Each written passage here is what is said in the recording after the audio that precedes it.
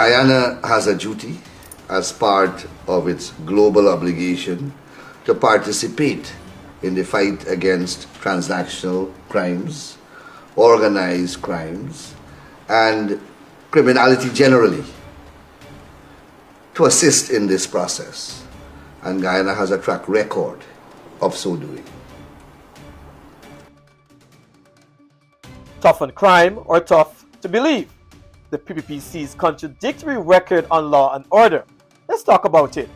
As the People's Progressive Party civic government continues to brand itself as being tough on crime, new questions are being raised about whether this image truly matches its record. Behind the speeches and soundbites lies a troubling contradiction. Many of Guyana's most serious crime waves and corruption scandals have unfolded under PPPC leadership. From press conferences to parliamentary addresses, the PPPC has long portrayed itself as a government committed to law and order. Let's talk about it.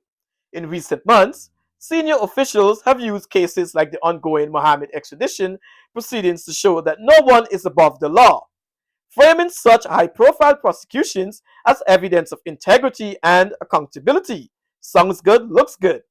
But critics argue that this image is carefully curated, masking a deeper and more complex truth, that the PPPC's tough on crime stance has often coincided with periods of rising criminal activity, corruption allegations, and internal scandals.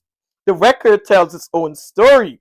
Let me remind you, during the previous PPPC administrations, particularly in the early 2000s, Guyana experienced one of the most violent crime waves with high murder rates, drug trafficking, and gang-related killings that shook the nation's coincidence in law enforcement. While those years were marked by global and regional instability, local critics note that criminal networks flourished, and several high-profile cases were tied to individuals with alleged political protection. In more recent years, a new form of criminal concern has emerged: white-collar and corruption-related offenses, many involving public officials, contractors, and political insiders. Several senior figures within or aligned to the PPP Civic have been charged, questioned, or accused in cases involving money laundering, bribery, tax evasion, abuse of public office. Despite this, the party continues to present itself as a champion of justice while avoiding accountability for its own ranks. Interesting, huh? What makes this contradiction even sharper is the selective nature of enforcement. Yes, when critics or opposition linked figures are investigated, the government's machinery moves quickly. But when those aligned with ruling party face allegations, the response is often slow, silent, or politically defended. This pattern has created a perception, both locally and internationally, that the PPC is less concerned with genuine justice and more focused on controlling the narrative of justice.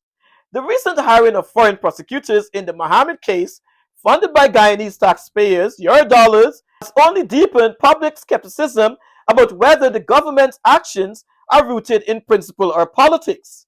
The PPC's legacy on crime is not just a matter of numbers. It's about trust. A government that claims to be tough on crime cannot selectively decide which crimes matters or whose justice counts.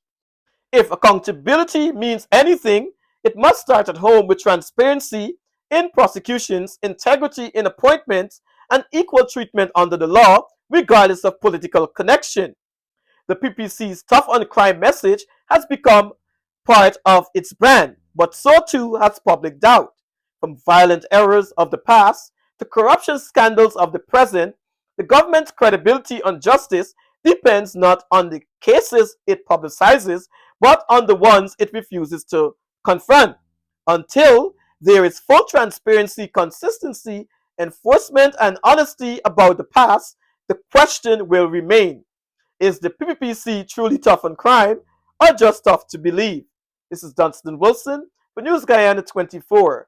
Keep it real, raw, and relevant, and remember, the tape never lies.